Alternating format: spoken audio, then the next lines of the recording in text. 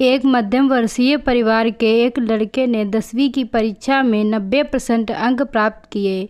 पिता ने जब मार्कशीट देखकर खुशी खुशी अपनी पत्नी को कहा, सुनो, आज खीर या मीठा दलिया बना लो, स्कूल की परीक्षा में हमारे लड़के को 90% अंक मिले हैं। माँ किचन से दौड़ती हुई आई और बोली, सच, मुझे भी दिखाइए मेरे बच्चे की कामयाबी की पर्ची। ये सुनते ही लड़का फटाक से बोला, क्या पापा, किसे रिजल्ट दिखा रहे हैं?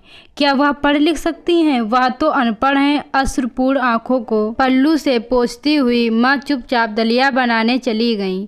लेकिन ये बात पिता ने सुनी भी और देखी भी। फिर उन्होंने लड़के के कहे हुए वाक्यों में जोड़ा और कहा, हाँ बेटा, सच कहा तुमने, बिल्कुल सच। जानता है, जब तू गर्भ में था तो उसे दूध बिल्कुल पसंद नहीं था। तेरी माँ ने तुझे स्वस्थ बनाने के लिए हर दिन 9 महीने तक दूध पिया, क्योंकि तेरी माँ तो अनपढ़ थी ना, इसीलिए।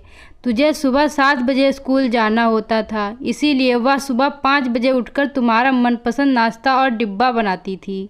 जानता है क्यों? क्योंकि वो अनपढ़ थी ना, इसीलिए। जब तू रात को पढ़ते पढ़ते सो जाता था तो वह आकर तुम्हारी कॉपी व किताब बस्ते में भरकर फिर तुम्हारे शरीर पर ओढ़नी से ढक देती थी और उसके बाद ही सोती थी। जानते हो क्यों? क्योंकि अनपढ़ थी ना, इसीलिए। बचपन में तुम ज़्यादातर समय बीमार रहते थे, तब वो रात रात भर जाग कर सुबह जल्दी उठती थी और काम पर लग जाती थी। जानते हो क्यों? क्योंकि वो अनपढ़ थी ना, इसीलिए। तुम्हें ब्रांडेड कपड़े लाने के लिए मेरे पीछे पड़ती थी और खुद सालों तक एक ही साड़ी में रही, क्योंकि वो सचमुच अनपढ़ थी ना बेटा।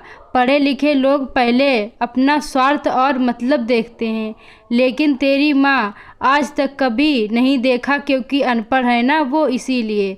वो खाना बनाकर और हमें परोसकर कभी कभी खुद खाना खाना भूल जाती है। इसीलिए मैं गर्व से कहता हूँ कि तुम्हारी माँ अनपढ़ है।